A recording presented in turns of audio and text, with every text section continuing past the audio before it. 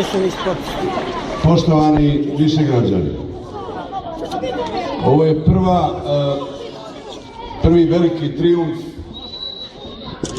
građana Višegrada, dakle oni koji tu žive i rade, i ovo je kapija, to je prvi prolazak kroz ovu kapiju koju u budućnosti možemo da nazivamo pobjedničkom kapijom.